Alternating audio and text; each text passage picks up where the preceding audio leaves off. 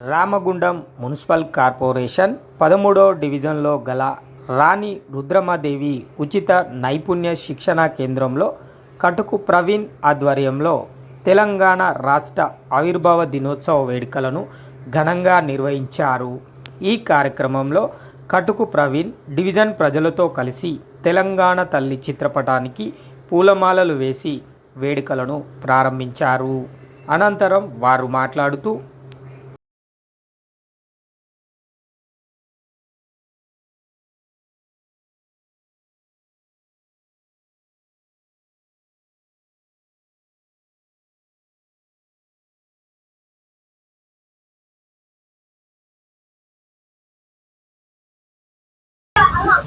అందరికీ నమస్కారం. ముందుగా తెలంగాణ రాష్ట్ర ప్రజలకి మరియు రామగుండం నియోజకవర్గ ప్రజలకి, ముఖ్యంగా మా 13వ డివిజన్ మహిళలకి, సోదరిమణులకి 11వ తెలంగాణ ఆవిర్భావ దినోత్సవ శుభాకాంక్షలు. జై తెలంగాణ, జై తెలంగాణ. మరి ఎంతో మంది అమరుల త్యాగ ఫలితమే ఈ తెలంగాణ ఉద్యమం అనేది ఇప్పట్లోది కాదు. తెలంగాణ రైతాంగ సాయుధ పోరాటం జరిగింది, 1969లో జరిగింది. మళ్ళీ తెలంగాణ రాష్ట్ర సమితి పార్టీ ఆవిర్భావం ద్వారా కూడా జరిగింది. తెలంగాణ కోసం ఎంతోమంది బలిదానాలు చేశారు.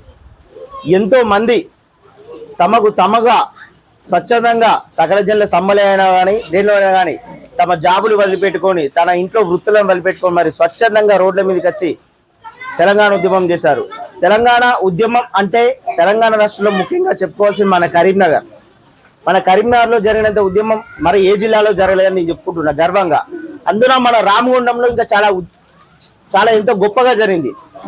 అలాంటి తెలంగాణ ఉద్యమంలో 2009లో నేను 2008లో నా ఎంబీఏ కంప్లీట్ అయిపోయింది. నా ఎంబీఏ కంప్లీట్ అయిన వెంటనే అప్పుడు తెలంగాణ రాష్ట్ర సభ కోసం పిలిపించిన తర్వాత సకల జిల్లా సమ్మెలో TCVPS తెలంగాణ చారిత్రక వారసత్వ పరిరక్షణ సమితి అని ఆర్గనైజేషన్ స్టార్ట్ చేసి నేను నా మిత్రుడు బొడ్డు రాజ్ కుమార్ ఇద్దరము ఎంతో మంది మా ఫ్రెండ్స్ అందరం కలిసి సుమారు 100 మంది కలిసి తెలంగాణ ఉద్యమంలో పార్టిసిపేషన్ చేసిందని చెప్పుకోవడానికి, మరియు అందులో భాగంగా ఒక 2 రోజులు జైలు జీవితం కూడా గడిపినని చెప్పి చాలా గర్వంగా ఉన్నది. నాకు ఈ విషయం చాలా గర్వంగా ఉంది. ఎందుకంటే స్వాతంత్ర పోరాటం 1947లో అది మనం చూడలేదు, ఈ పుస్తకాల్లో చదువుకున్నాం. కానీ నేను నా కళ్ళ ముందర చూసే తెలంగాణ ఉద్యమంలో ప్రత్యక్షంగా పార్టిసిపేషన్ చేసి జైలుకి పోవడం అనేది నా జీవితంలో నేను మర్చిపోలేను. మన కళ్ళ ముందరనే ఎంతో మంది అమరులయ్యారు, ఎంతో మంది చనిపోయారు. అలాంటి తెలంగాణ మనం ఈరోజు సాధించుకున్నాం కదా. మరి ఏం చేస్తున్నాం? మరి మనం ఎక్కడున్నాం? ఎలాంటి పరిపాలకుల్ని మనం ఎన్నుకుంటున్నాం? ఎలాంటి వాళ్ళను ఇప్పుడు మనము ఎలక్షన్స్ మనం ఎన్నుకున్నాము? వాళ్ళు ఏం చేస్తున్నారు? ఇప్పుడు మన ప్రజల కోసం వాళ్ళు ఏం పని చేస్తున్నారు? కనీసము కొంతమంది గెలిచిన వాళ్ళు ఉన్నారు కదా, అరే కాల్ చేస్తే లిఫ్ట్ చేయరట, ఫోన్ చేస్తే లిఫ్ట్ చేయరు, ఫోన్కు రెస్పాన్స్ చేయరు. అలాంటి పరిపాలకులు మనం ఎన్నుకున్నాం. కాబట్టి నేను చెప్పేది ఏంటంటే ఇవన్నీ మనకు అవసరం లేదు. వాళ్ళ గురించి మనం తెలంగాణ సాధించుకున్నాము. మన హక్కులు, మన పోరాటాలు, దీన్ని మనం ప్రతి ఒక్కరు గుర్తుంచుకోవాలి. ఇక్కడ ఉన్న పిల్లలకు కూడా తెలంగాణ ఉద్యమ చరిత్ర అనేది తెలియాలి.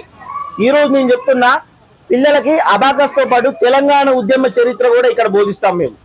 తెలంగాణ చరిత్ర, తెలంగాణ ఉద్యమం ఎలా స్టార్ట్ అయింది, ఎలా తెలంగాణ మనం సాధించుకున్నాము, ఎంతమంది బలిదానాలు చేసే విషయము ఇక్కడ ఉన్న పిల్లలందరికీ మనము తెలియజేసే బాధ్యతగా, నా వంతు బాధ్యతగా మా 13వ డివిజన్లో ఉన్న ప్రతి ఒక్క పిల్లలకి ఎంతమంది వస్తారో తెలంగాణ ఉద్యమ చరిత్ర ఒక పాఠ్యాంశంగా పెట్టి వాళ్ళకు మన చరిత్ర చేస్తున్న ఈ సందర్భంగా నేను తెలియజేస్తున్నాను. అలాగే మహిళలకి గత 45 రోజుల నుంచి ఉచిత కుట్టు మిషన్ శిక్షణ కేంద్రం మన రాణి రుద్రమాదేవి శిక్షణ కేంద్రం నడుస్తున్నది.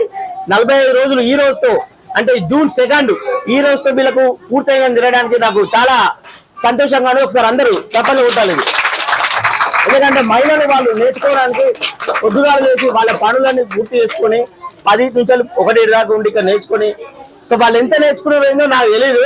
బట్ ఈ శిక్షణా కేంద్రం అనేది వాళ్ళకి యూజ్ అయిందని నేను మాత్రము అనుకుంటున్నాను.